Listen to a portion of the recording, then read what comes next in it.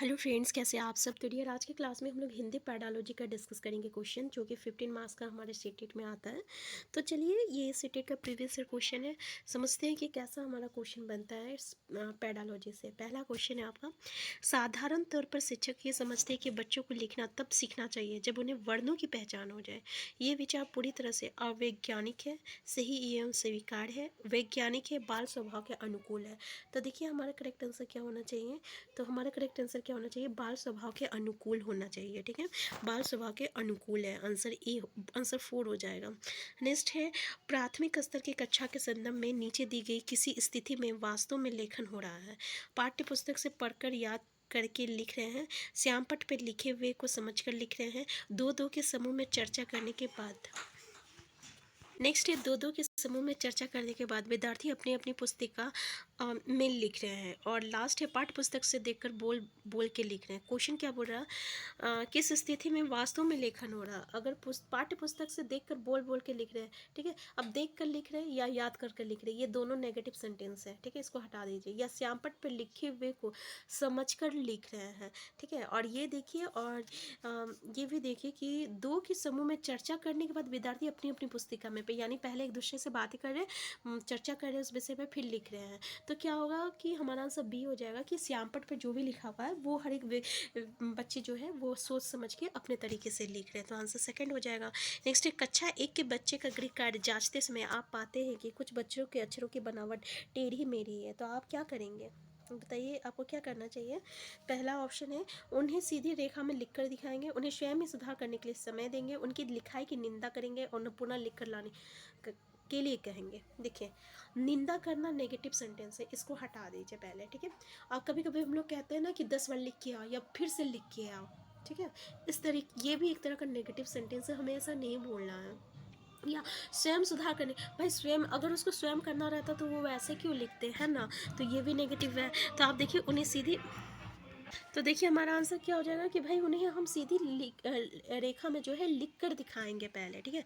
तो पहला जो रहेगा करेक्ट आंसर हो जाएगा। नेक्स्ट है, भाषा के पाठ्य पुस्तक में कहानी का शैक्षणिक प्रयोग मुख्यतः इसलिए जरूरी है क्योंकि इससे बच्चे व्याकरण के नियमों को कंठस्थ कर पाते हैं, स्मरण क्षमता का विकास करते हैं, उच्चारण संबंधी गलतियों में सुधार करते हैं, पढ़ना लिखना सीखते हैं। तो क्या बोल रहा है कि पाठ्यक्रम में कहानी का शैक्षणिक प्रयोग, यानी कहानी का जो प्रयोग किया जाता है पढ़ाते समय, तो इसका सही, इसका मतलब कार्य क्या, मतलब कि इसका प्रयोग किस लिए किया गया है। तो व्याकरण को कंठस्थ कर पाते, ये तो एक नेगेटिव कीवर्ड है, कंठस्थ करना, इसको हटा दीजिए। उच्चारण संबंधी गलतियों में सुधार करते हैं। अब कहानी में उच्चारण कहाँ से आ गया, अब कहानी में पढ़ना लिखना कहाँ से आ गया। तो यहाँ पे स्मरण क्षमता का विकास होता है, क्योंकि अगर आपको कोई कहानी अगर बताया जाएगा ना, तो देखिएगा, अगर कोई किताब है, अगर आप उसको पढ़ रहे हैं और उसी चीज़ को कहानी के तरीके से सिखाया जाए तो वो आपका स्मरण क्षमता ज़्यादा होता है, ठीक है। इसलिए हमारा आंसर 2 हो जाएगा। नेक्स्ट है, भाषा के पाठ्यक्रम में कहानी का शैक्षणिक प्रयोग मुख्यतः इसलिए ज़रूरी है क्योंकि इससे, अच्छा सेम क्वेश्चन आ गया। नेक्स्ट है, कहानी सुनते समय बच्चे कहानी के लंबे लंबे वाक्यों से घबराते नहीं है, वर्षते वाक्य सरल व सीधे हो, सार्थक तथा मज़ेदार हो, जोर से बोले गए हो, पहले से सुने गए हो। तो क्या इसका मेन रीज़न होना चाहिए कि बड़े बड़े जो वाक्य है कहानी में, उससे बच्चे डरते नहीं हैं। तो इसका मेन रीज़न होना चाहिए कि वो सार्थक होना चाहिए और मज़ेदार होना चाहिए, ठीक है। तो आंसर क्या होगा, आंसर बी जो रहेगा करेक्ट आंसर हो जाएगा, यानी सेकंड जो रहेगा करेक्ट आंसर हो जाएगा। नेक्स्ट है, पढ़ना सीखने का वास्तव में सबसे अच्छा तरीका ये है कि बच्चे बाहर खड़ी अच्छी तरह से याद रख करें। याद करना नेगेटिव कीवर्ड, चलिए हटा दीजिए इसको। नेक्स्ट है, बिना मात्रा वाले शब्दों की वर्तनी बना सकें, चित्र के साथ अनुमान लगाना सीखें, या सबसे पहले वर्णों की पहचान करना सीखें। अब देखिए, पढ़ना सीखने का वास्तव में सही तरीका क्या होना चाहिए। अब बताइए, जब हम पढ़ना सीख रहे हैं तो भाई उसमें चित्र का कहाँ से बात आ गया है ना। तो ये तो आप इसको हटा सकते हैं। फिर बिना मात्रा वाले, अब ऐसा पढ़ना जब सीख रहे तो मात्रा बिना मात्रा वाला कहाँ से आ गया बात। तो सबसे पहले वर्णों की पहचान करना चाहिए। तो आंसर 4 जो रहेगा करेक्ट आंसर हो जाएगा। नेक्स्ट है, यदि पठन सामग्री, देखिए क्या बोल रहा है कि हाँ, नेक्स्ट है यदि पठन सामग्री के साथ चित्र हो तो पहला ऑप्शन है पठन सामग्री की गुणवत्ता में वृद्धि होती है। नेक्स्ट है चित्रकार की भूमिका के महत्व का पता चलता है। पठन सामग्री का आकर्षण बढ़ जाता है। लिखे हुए के बारे में अनुमान लगाना आसान हो जाता है। ये क्वेश्चन कई बार पूछा गया है आपसे, ठीक है, सिटेट में। तो ऐसा नहीं कि भाई उसकी चित्रकार की महत्वता बढ़ती है या गुणवत्ता में वृद्धि होती है या आकर्षण के लिए। इससे क्या होता है ना, देखिए छोटे बच्चे का जो चित्र दिया हुआ रहता है ना बुक में, तो उसको देखकर जो है आप पूरा कहानी का अनुमान लगा सकते हैं कि क्या है क्या नहीं है इस चैप्टर में, ठीक है। तो हमारा आंसर 4 हो जाएगा। नेक्स्ट, एक 3 साल के बच्चे से किसी भी ऐसे विषय पर बातचीत की जा सकती है जो उसके डेस्क डायरी में आते हो। संज्ञानात्मक, सामाजिक, भावनात्मक, सांस्कृतिक। तो किस दायरे में आना चाहिए, तो वो आपका संज्ञानात्मक दायरे में आना चाहिए। आंसर 1 हो जाएगा। नेक्स्ट है चॉम्स्की के अनुसार क्या है, भाषिक क्षमता जन्मजात होती है, भाषिक क्षमता विद्यालय से प्राप्त होती है, भाषा अनुकरण से ही सीखी जाती है और भाषा सीखने में समाज का स्थान सर्वोपरि है। चॉम्स्की क्या कहते हैं, चॉम्स्की तो कहते हैं कि भाषा जो है ये तो जन्मजात है, बच्चे अपने आप सीख जाते हैं, उसको सिखाया नहीं जाता है, जिसको हम लोग लैंग्वेज एक्वाइजेशन कहते हैं, ठीक है। यानी ये क्षमता जो है जन्मजात होती है, जिसको आपका क्या समझ में आ गया कि एक्वाइजेशन मतलब एक्वायर्ड कहते हैं इसको हम लोग, ठीक है। मतलब जो कि अपने आप, जिसको हम लोग अर्जित, हाँ एक्चुअली इसका वर्ड क्या होता है, अर्जित होता है, जो कि अपने आप अर्जित की जा सकती है। तो हमारा पहला आंसर हो जाएगा। अनुकरण मतलब क्या होता है, इमिटेशन होता है, देख के सीखना। नेक्स्ट है भाषा की कक्षा में मुद्रित समृद्ध परिवेश कैसे रचा जा सकता है। दीवारों पर सूक्तियाँ एवं उपदेशनात्मक बातें लिखकर, केवल विविध आकर्षक पुस्तकें सजाकर, दीवारों पर केवल आकर्षक पोस्टर लगाकर, या कहानी कविता के पोस्टर व बच्चों के कामों को कक्षा में प्रदर्शित कर। तो क्या होना चाहिए, तो आप देखे होंगे जब हम लोग कोई भी गवर्नमेंट स्कूल जाते हैं या ऐसे स्कूल, तो देखिएगा वहाँ पे दीवारों पर जो है बहुत सारी बातें मतलब सूक्तियाँ लिखी गई हुई है, कोटेशन लिखा हुआ रहता है, फिर कुछ कुछ बातें लिखी हुई रहती है, उपदेशनात्मक बातें लिखा हुआ रहता है। तो पहला जो रहेगा करेक्ट आंसर हो जाएगा। नेक्स्ट है निशिता अपनी सहपाठियों से ठीक तरह से बात करती है, परंतु कक्षा में उत्तर देते समय हकलाती है।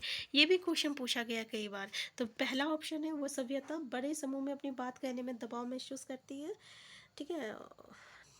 और तो देखिए यहाँ के कक्षा में हंसी का माहौल पैदा करना चाहती है, घर में पाठ याद करके नहीं आती, या जानबूझकर ऐसा कर, नहीं भाई, वो अपनी फ्रेंड लोग के साथ तो भूल जा देती है, लेकिन कभी कभी होता है कि कुछ लोग जो है जब बहुत सारे बच्चों के सामने उसे उठा दिया जाता है, हम लोगों को भी ऐसा होता था, तो हमें उसमें क्या होता था कि अपनी बात कहने में दबाव दबाव महसूस होता है, घबराहट होती है, हेजिटेशन होता है। तो पहला जो रहेगा करेक्ट आंसर हो जाएगा। नेक्स्ट है सुनना बोलना कौशलों के विकास के लिए सर्वोत्तम विधि कौन सी हो सकती है। कहानी कहना और उस पर बच्चों की प्रतिक्रिया जानना। तो बताइए, पहला ही हमको तो करेक्ट आंसर लग रहा है, क्योंकि सुनना बोलना, कहानी पहले सुनेगा फिर उसके बाद हम लोग बच्चे की प्रतिक्रिया सुनेंगे, मतलब बोलना। तो पहला जो है करेक्ट आंसर हो गया। नेक्स्ट है कि हिंदी की कक्षा में प्राय हिंदीतर भाषी बच्चे अरुचि प्रदर्शित करते, क्योंकि उन्हें हिंदी सीखने का उपयोग नज़र नहीं आता। अध्यात्मक उनकी भाषा संबंधित त्रुटियों को सहजता से स्वीकार नहीं करते। उन्हें अपनी भाषा के प्रति उनके भाषा के प्रति विशेष लगाव होता है। उन्हें तुलनात्मक रूप से हिंदी बहुत कठिन लगती है। बताइए करेक्ट आंसर क्या होना चाहिए हमारा यहाँ पे। तो यहाँ पे क्या है कि हिंदी भाषाई बच्चे अरुचि प्रदर्शित करते हैं, क्योंकि उन्हें तुलनात्मक रूप से हिंदी बहुत कठिन लगता है। आंसर यहाँ पे 4 हो जाएगा। नेक्स्ट है बच्चों की भाषा विकास के लिए निम्नलिखित में से किसकी अनुशंसा सर्वोत्तम होगी। ऐसे अभिभावक जो तरह तरह के शब्द से सीडी लगाकर सुनते हो, ऐसे अध्यापक जो भाषा के नियम की सामग्री जानकारी दे सके, घर का ऐसा परिवेश जहाँ मानक भाषा बोली जाती हो। नेक्स्ट है घर तथा पास पड़ोस का ऐसा परिवेश जहाँ बोलने सुनने के बहुत से अवसर सुलभ हो। तो क्या होना चाहिए, भाषा विकास के लिए निम्नलिखित अनुशंसा सर्वोत्तम होगी। बिल्कुल, घर तथा आस पड़ोस का ऐसा परिवेश जहाँ बोलना सुनने के बहुत सारे अवसर सुलभ हो। ये तो हमारा कौन कहता है, वाइकोस्की कहते हैं ना, कि बच्चे जो है समाज से सीखते हैं, अतः क्रिया करके सीखते हैं। नेक्स्ट है गोमती स को श बोलती है, ये भी क्वेश्चन पूछा गया, उसे आप टोकती नहीं है और सहज अभिव्यक्ति के अवसर देती है, परंतु चिंतित है कि किस तरह से उसका उच्चारण ठीक करवाया जाए। आप क्या करेंगे, बताइए आपको क्या करना चाहिए कि 100 शख्स के प्रयोग वाले शब्द सामग्री सुनने के अनेक अवसर देगी, ठीक है। उसे चेतावनी देगी कि निश्चित कक्षा तक ही ये तो नहीं देंगे हम। नेक्स्ट है ये नहीं करना है, नेगेटिव सेंटेंस है, चेतावनी नेगेटिव कीवर्ड है। नेक्स्ट है उसके अभिभावक को कहेंगे, उसका अभिभावक कहाँ से आ गया यहाँ पे, ये भी नेगेटिव कीवर्ड है, ठीक है। नेक्स्ट है उसे स और स के अंतर को, हाँ देखिए उसको लिखकर हम समझाएंगे कि इसका मतलब क्या हुआ, इससे कैसे वर्ड बनते हैं, इससे कैसे वर्ड बनते हैं। तो हमारा आंसर 4 हो जाएगा, ठीक है। आंसर क्या हो जाएगा, आंसर 4 जो रहेगा ये इसका करेक्ट आंसर हो जाएगा। ये था हमारा पैडालॉजी का क्वेश्चंस। बाकी 15 मार्क्स का जो रहता है ये तो हमारा किससे आता है, तो पैसेज से आता है, ग्रामर से आता है, ठीक है। तो आज हम यहीं तक रखते हैं, नेक्स्ट क्लास में नेक्स्ट प्रैक्टिस सेट के साथ मिलते हैं। Thank you.